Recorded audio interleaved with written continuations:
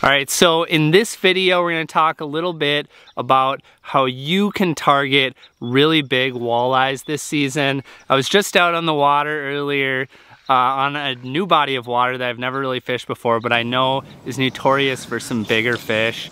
And I was just looking around, wasn't planning on filming, when I ran into a really nice fish. I'm gonna show you that fish catch right now. You're gonna have to bear with me a little bit just because some of the fighting, the camera wasn't exactly in focus, but the rest of it is in focus. So there's gonna be a nice fish catch, and then I'm gonna share some tips after. So I think I'm gonna set the hook here in just a second or two.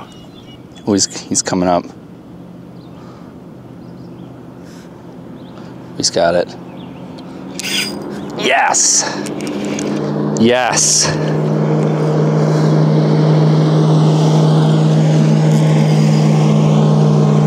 Yes! All right. That's gonna be a giant walleye. I think. I think we got a giant walleye here. Ooh. Come on. Come on, buddy. Ooh. Might be bigger. Might be a different species than a walleye. Possibly. All right. Come on. Come on.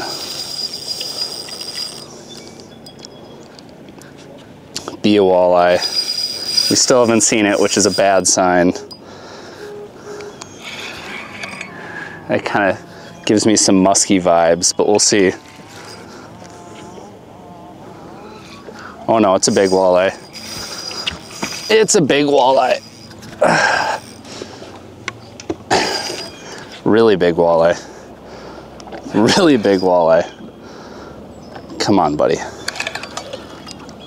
No more runs. No more runs. You know it's a really good walleye when they can actually, you know, take you on some runs. Oh, it's a giant. Oh my word. Oh my word, it's enormous. Oh my gosh. Oh. What? You gotta be kidding me. You gotta be kidding me. Oh my word. Oh, oh my gosh. Oh my gosh. Oh, you've got to be kidding me. What in the actual heck is this thing? Oh my gosh. I have to measure this thing. Holy cow. Oh. Oh my gosh. Oh, my heart is pumping. Holy crud.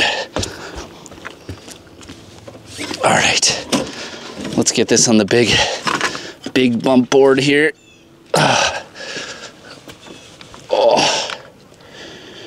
Oh my word.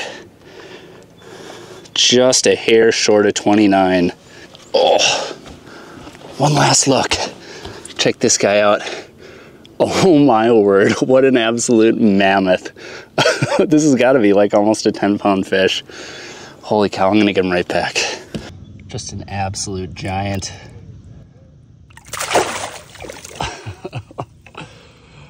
What a giant, holy crud. All right, all right. So, let me clean up the mess from after all that mayhem. I'm gonna run you through basically what I've got here with my setup, how I put that beast in the stinking boat. So, right here, the little weapon of the whole presentation was this little 1/8 ounce Smeltonator jig. So with this particular jig, I went with the 1/0 hook, and for me, that is the perfect little hook for this presentation. This time of year can be a great time of year to use plastics, but I always have a jig ready that I can put some bait on. So Nightcrawler is what did the dirty on that one.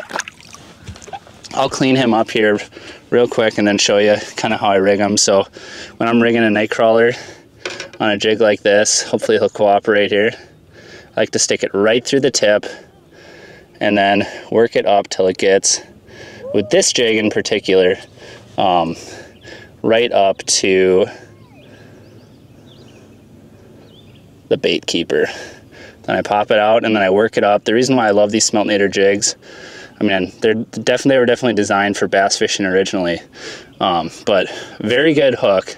The little sharp little Gamakatsu hook that's super tough for, you know, handling some of those bigger fish, but it's the bait keeper, which obviously was originally designed for plastics, is just perfect for night crawlers. Kind of the conical bait keeper situation it has. Perfect for threading that crawler up, and it holds it really, really good, which is the most important part.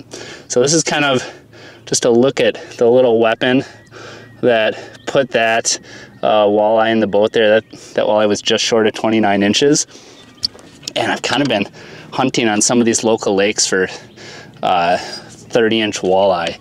And, you know, some of the lakes by me have, you know, maybe more walleyes, but less big ones. And then some of the lakes, like this one right here, I looked around for a decent amount of time and I could not find one of those.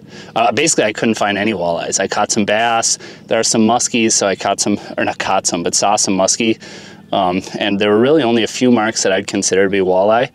That was one of them. On this lake, I've muskie fished it and I've caught big walleyes before.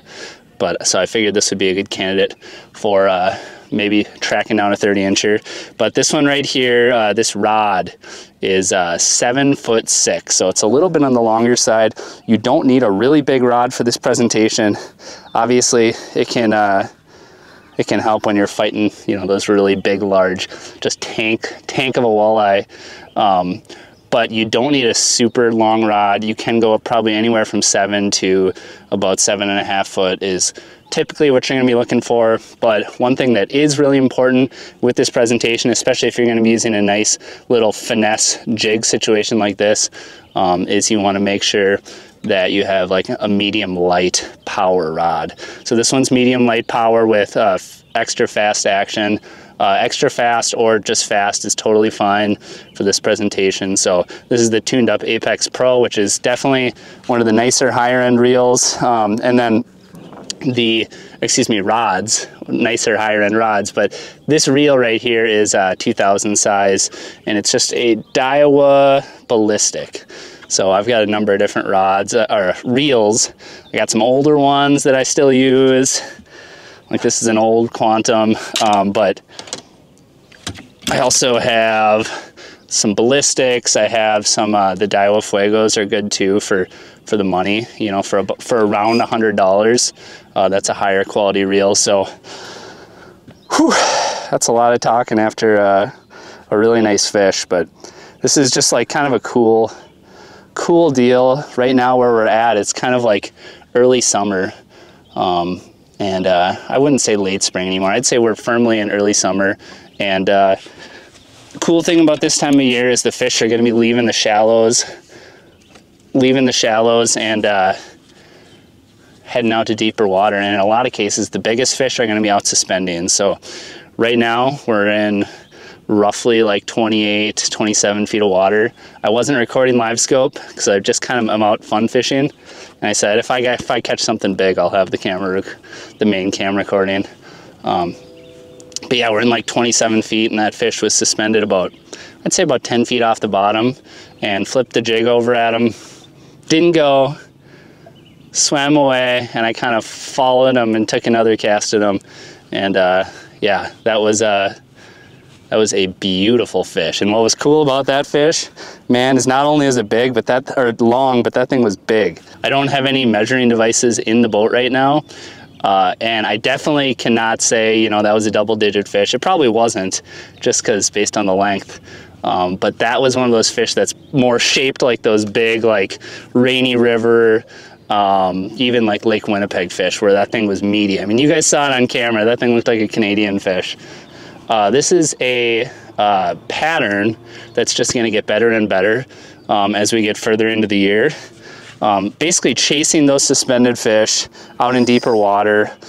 Jig is a really good versatile option for that, because you can cast it out and then you can just kind of working in place, you can put some tension on that line, and that will not only stop the fall, but that fish, or that jig, generally doesn't start penduluming. It doesn't start to pendulum until at least a handful of seconds. So you can kind of work that bait right in the fish's face. Sometimes I will do the same thing with a plastic, like a 4-inch plastic, and like a 1/4 ounce jig. Another one I have tied up here is a Nedster, and that's another one, but generally I'm crashing Nedsters down to the bottom. And one thing you will notice when you see these fish suspended, I think a lot of times the best way to catch them is to dance it in their face. But with that being said, it's not always necessary.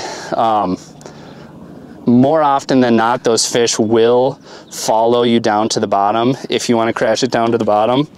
And in those cases, you know, a lot of times a drop shot rig can be really good. So drop shot, I mean, if you're fishing in deep water, it's nice to have like a 3/8 ounce, but a 1/4 ounce or like a 3/16 or something in there is generally my go-to. And you can put a crawler on there, you can put a plastic, you can put a leech as well.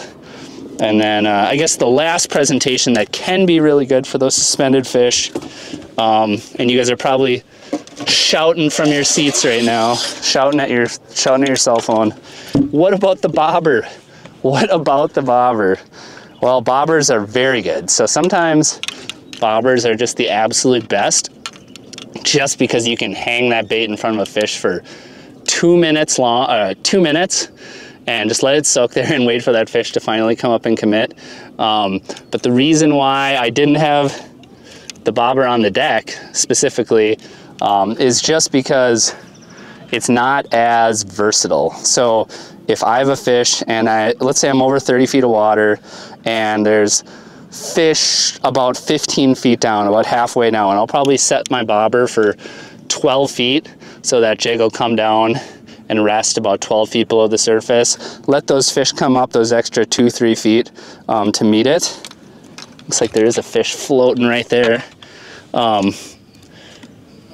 But if I'm running around the lake and I don't know where the fish are going to be at, the general depth range or anything like that, then in those cases, a lot of times it's just better to have a jig, because you can take the jig on the fly and, oh look, there's a fish at 15 right now, you know, and I don't necessarily have to worry about resetting the stopper and making sure that you have the correct depth to target that fish. But anyway, I'm not going to get too distracted with casting here while I'm trying to talk. As you can tell, I have a hard time walking and chewing gum at the same time. So anyway, just figured I'd run through my setup, a few early summer tips. God, when you catch a big, nice, like a really, really nice fish like that, it's hard not to just talk at a camera for a few minutes after that and make a video, because not only, number one, do you guys get to see like a really nice fish on camera, but number two, might as well get some good tips in there too, so you can not only be entertained but also learn a thing or two. So thank you for watching this video all the way to the end. Hopefully you got some entertainment and some education, and if you enjoyed this video, let's see, which one would you really like? I got one that I think you'd like. I'll put this video right here on the screen. Boom. That is a few good summer fishing tactics that you need to have tied up to have more success in the water. Some of them were tactics I shared here, and there might be some other good stuff in here with more details on how to fish them.